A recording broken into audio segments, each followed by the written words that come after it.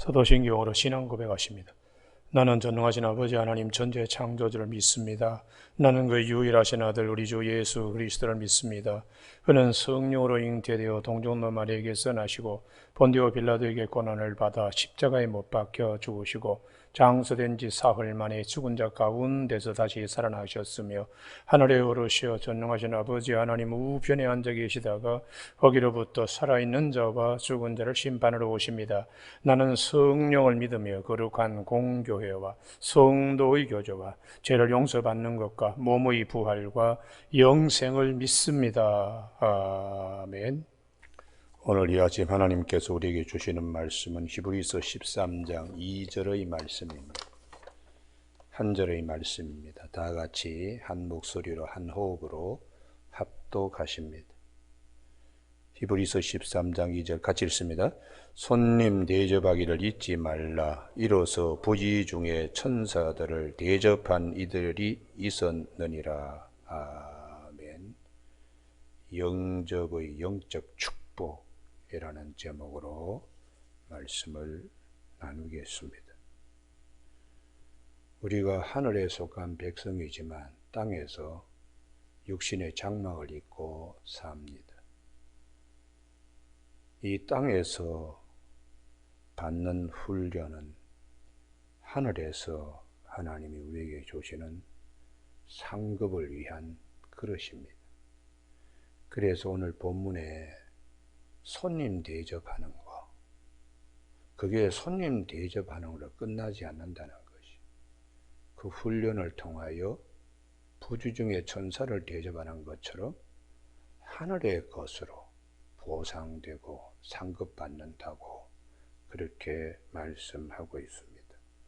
오늘 이 본문 말씀의 구체적인 배경은 창세기 18장에 아브라함이 거의 100세 나이가 다 되어갈 무렵이죠. 99세에 하나님께서 상수리 마물에, 그 마물의 상수리 나무 아래 천사 두 사람과 대동하여 사람의 몸으로 오셨을 때에, 그때 낮에 정오니까 얼마나 덥겠어요. 뭐 땅바닥에서 아지랭이가 일어날 정도로. 그런데도 아브라함이 자기 장막에 있다가 건너편을 보니까 지나가는 나그네 사람들처럼 보여서 뛰어나갑니다.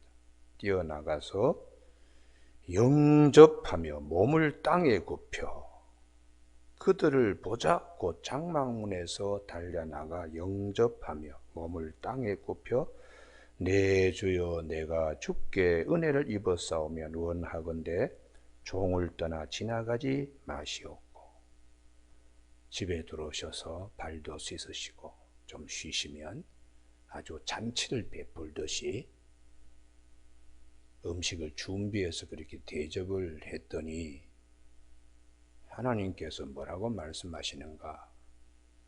내년 이맘때쯤에 사라의 몸에서 아들이 있을 것이라고. 그때에 그 장막 뒤에 여성들과 남성의 거주하는 공간이 틀리죠. 그래서 보이지는 않지만 그 장막 뒤에 숨어있던 사라가 속으로 웃으면서 말합니다. 내 나이가 몇 세고 내 남편 아브라함의 나이가 몇 세인데, 그때 하나님께서 왜 사라가 웃느냐 이렇게 말씀하시는 거예요.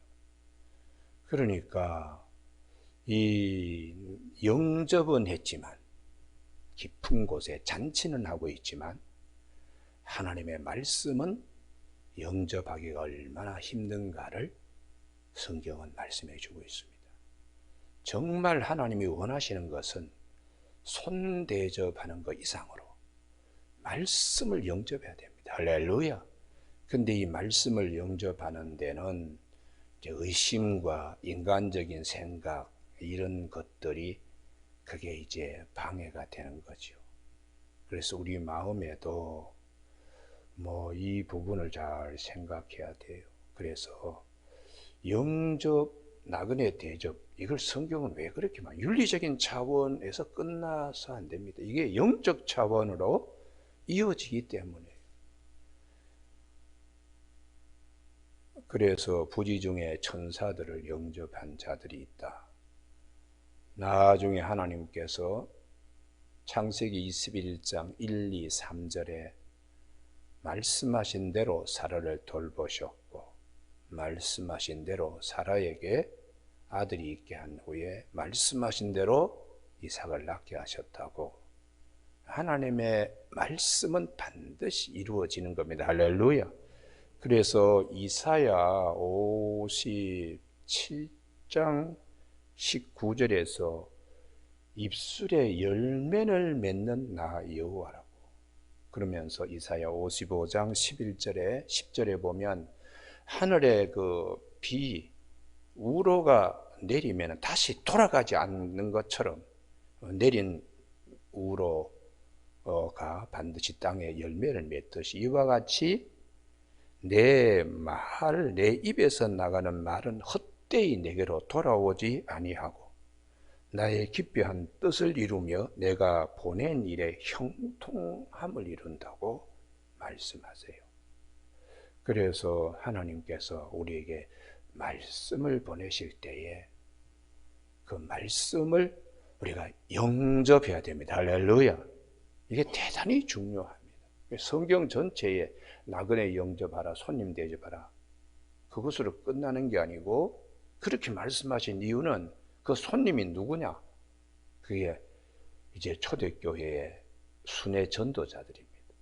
그러니까 이 요한 3서에 보면 가요 장로님 같은 경우는 뭐 나그네 대접을 잘했어요. 그때 나그네가 순회 전도자들이기 때문에 네 영혼이 잘된 같이 범사에 잘되고 강건하길 바란다고 그렇게 말씀하고 있습니다.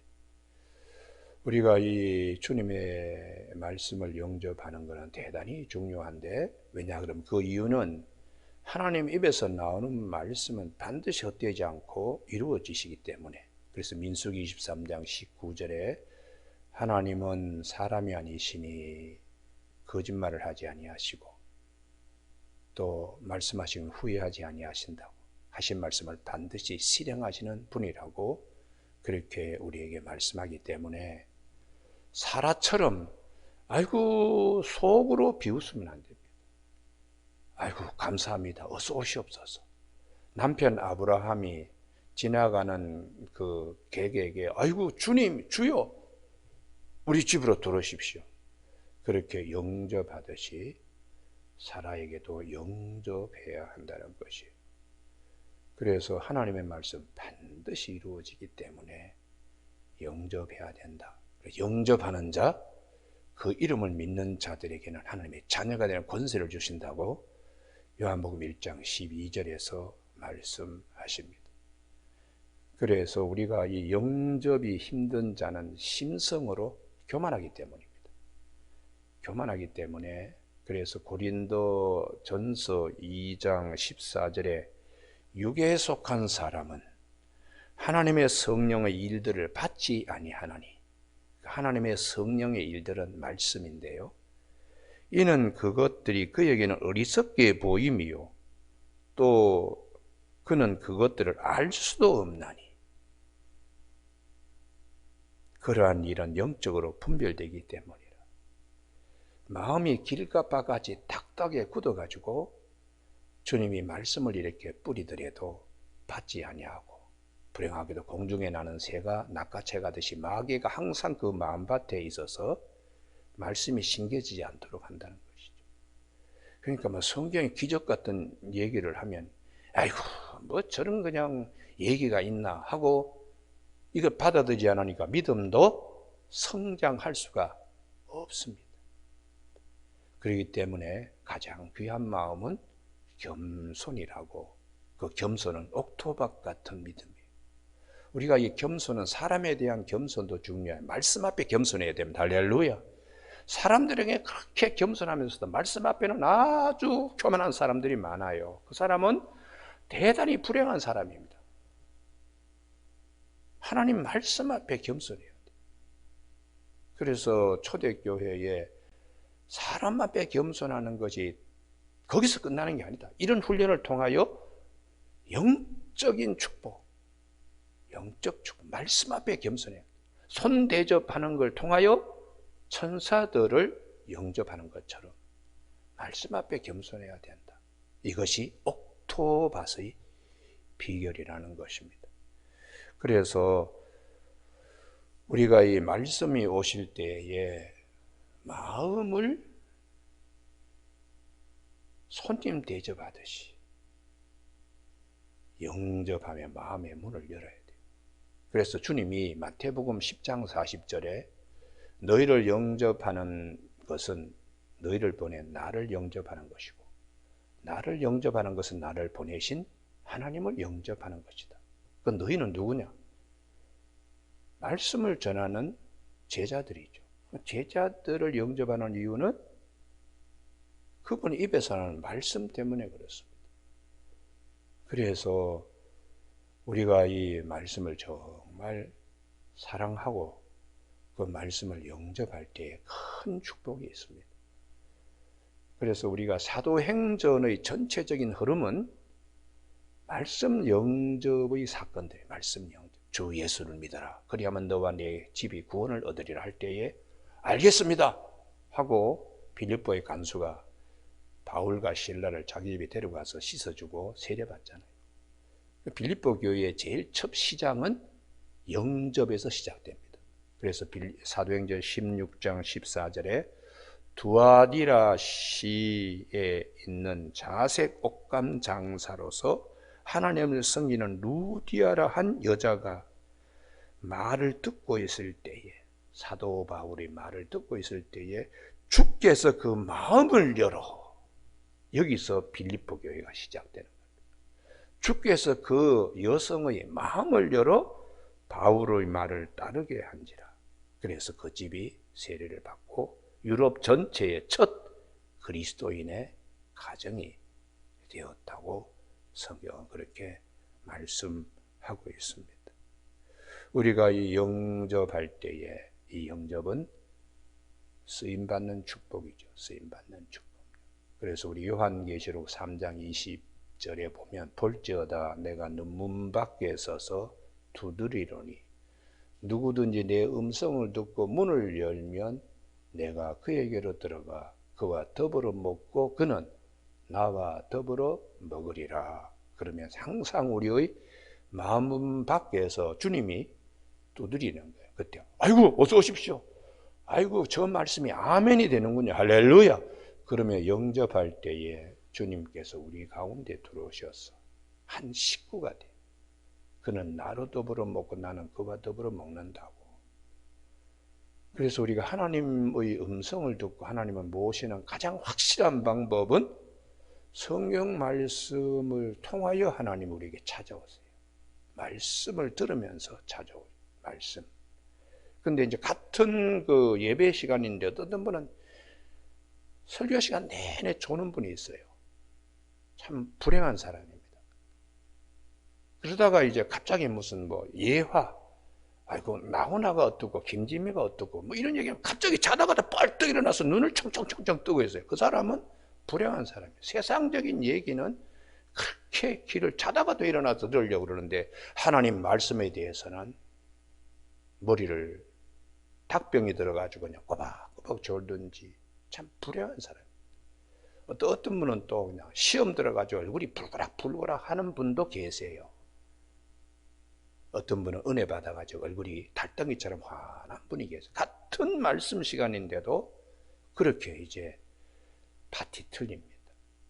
그래서 길가 바치고 돌짝 바치고 가시떨기 바치고 옥토밭이라고 주님이 마태복음 13장에서 말씀하시면서 너희 눈은 봄으로 너희 귀는 들음으로 복이 있다고 하신 말씀에 우리가 아멘 할렐루야가 되어야 돼. 아멘 할렐루야.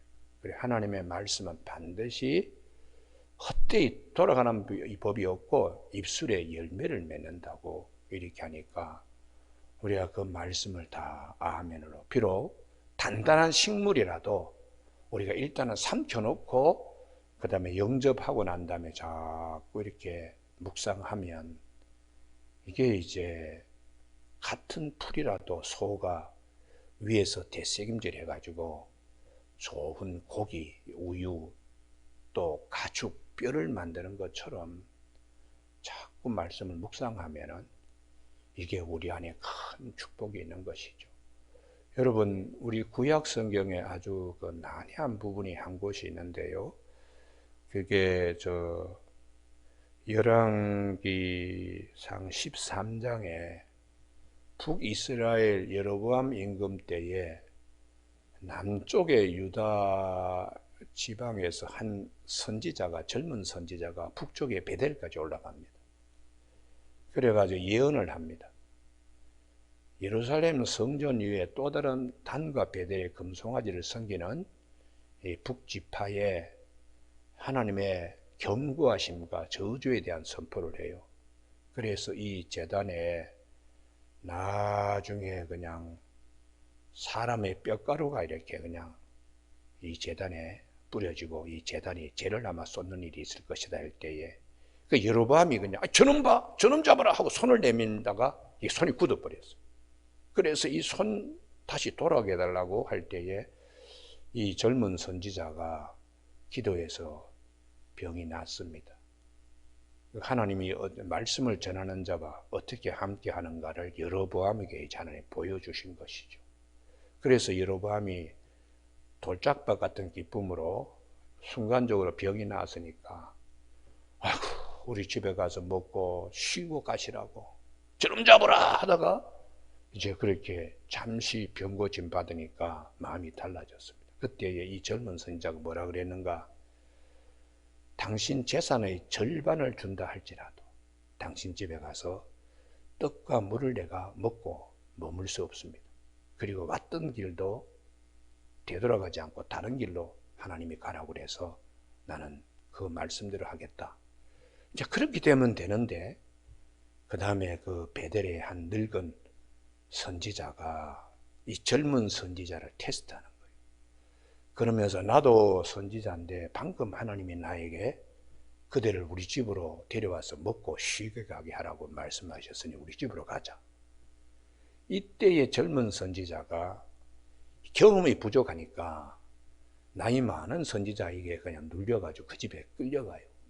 그래서 그 집에 먹고 마시다가 그 다음에 나중에 너 하나님의 말씀이 여기에 머물지 마라 그랬는데 네 우리 집에 와서 이렇게 먹었으니 네 제대로 못 돌아갈 거다. 그 말처럼 가다가 사자에게 잡혀 먹습니다. 그래 이 사건이 뭘 말씀하는가?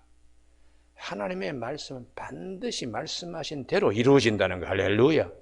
그래서 훗날에 이 열왕기상 13장의 사건이 열왕기하 23장의 요시야 임금 때에 이 젊은 선지자가 말한 대로 열왕기하 23장 4절에 남쪽의 기드론 시내가에서 태워버리고 그 잿가루를 저 베델에 그 뿌려지는 역사가 있습니다. 그래서 이 긴 그 역사의 흐름 속에서도 하나님은 반드시 말씀대로 이루어진다는 거예요. 그때 그 젊은 선지자가 베델에 가서 앞으로 훗날에 요시야라는 임금 때에 이런 일이 있을 것이라고 예언까지 했는데 그 예언대로 하나님이 그렇게 왕국 역사에 이루어진다는 것입니다. 그래서 우리가 이 하나님의 말씀을 영접하는 축복, 이건 나그네 손 대접하는 거 이상입니다. 오늘 아침에 내가 믿음 생활할 때에 무엇이 가장 소중한 것인가? 자기 말씀이 찾아옵니다. 자기 말씀이. 우리가 수많은 30평대 아파트라도 딱 보고 이게 내가 살 집이다 하고 같은 30평이 아니에요. 같은요. 딱 이 자기 집이 있듯이 말씀도 자기 말씀이 있습니다. 자기 말씀. 그래서 그 말씀을 붙잡기 위해서 우리가 항상 깨어가지고 내 마음을 항상 열어놓고 그리고 받는 말씀이 이게 나에게는 인생의 모든 것을 결정하는 아주 중요한 그런 이제 말씀들이 되기 때문에 말씀 영접을 꼭 마음에 꼭 기억하시길 바랍니다. 주님께서 요한복음 3장 34절에 하나님이 보내신 자는 하나님의 말씀을 하나니 이는 성령을 한량없이 부어주십니다. 하나님의 말씀은 성령이 함께 하시는 거예요. 그래서 사도들 앞에 또 오병이의 기적을 행한 후에 주님이 내가 생명의 떡이다. 나를 따르는 자는 영생을 얻는다. 육은 무익하니 살리는 것은 영이니 내 말이 곧 영이요 생명이다. 이러니까 사람들이 그냥 무슨 말인지 모르는 거예요. 내 살을 먹고 내 피를 마시는 자는 영생을 가졌고 마지막 날에 내가 그를 다시 살린다 하니까 이게 영 마음에 많은 사람이 예수를 떠났어요. 그때에 주님이 너희들도 떠나려고 그러냐 할 때에 베드로가 기가 막힌 고백을 합니다. 요한복음 6장 68절에 영생의 말씀이 주께 있사오니 내가 네게 가오리까.